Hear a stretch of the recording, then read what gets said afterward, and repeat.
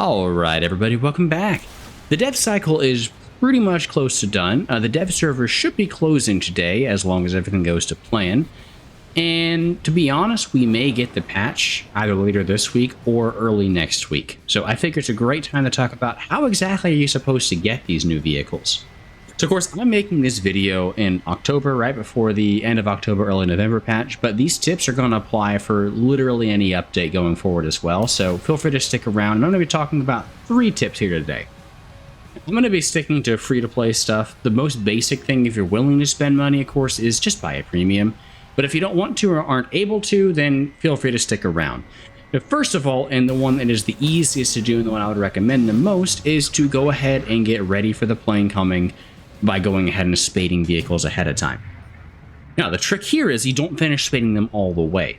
So for those of you who have been playing the game for quite some time or have actually paid attention, you do actually get what's called a spade bonus. So whenever you finish researching a modification, if it's the last one in a rank, you'll get an extra RP bonus in addition to whatever RP you got in the match, right? This right here is a perfect example of that. I left my napalm modification with just a little bit of RP left, and I'm going to switch to the FFE 250 now and go ahead and finish researching this. I'd recommend doing it with stuff like your bombs or your rockets, stuff that you don't really need an air RB per se. Just leave a little bit of RP left in the modification, and then whenever it is done, you'll go ahead and get a portion of however much RP it took to actually go ahead and spade the vehicle. It actually tells exactly how much this is now, so whenever I finish tier 1, I'll get 11,000 of extra RP on top of whatever I have. So what you can do is go ahead and line all your modifications up so you just need a little bit of RP, like, an extra 100 or 200 RP, if you're really good at it. And then one game will get you every single modification tier at once.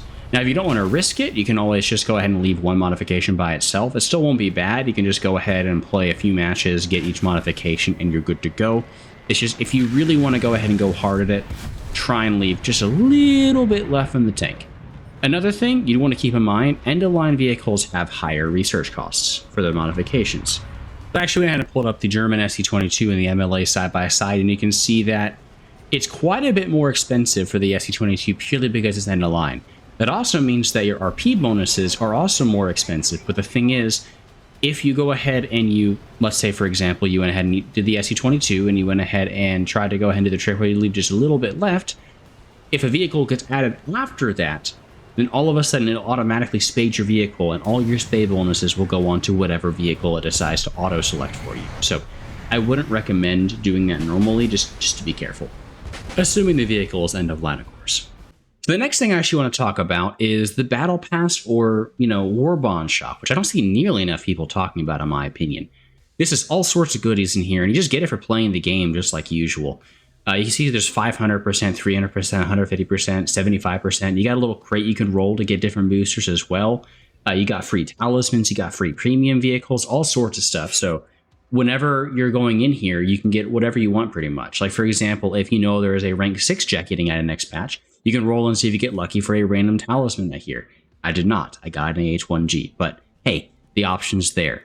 What I would recommend, though, is at least saving up all those boosters. Same thing, you don't have to redeem your levels in the Battle Pass. You can save up that booster, whatever it may be, and then you can use them all at the beginning of the next patch. Unless it's like this patch where the Battle Pass is ending before it, but even then, just redeem them right before the Battle Pass ends, and hopefully they'll last until then. So far, of course, we've already had 2 options. We've had going ahead and stacking the spade bonuses for vehicles, and we've had going ahead and using the boosters and the talismans and everything else from the Warbond shop. Now, you may be sitting here thinking, well, Lee, there's an F5C on screen, so these would all be free to play.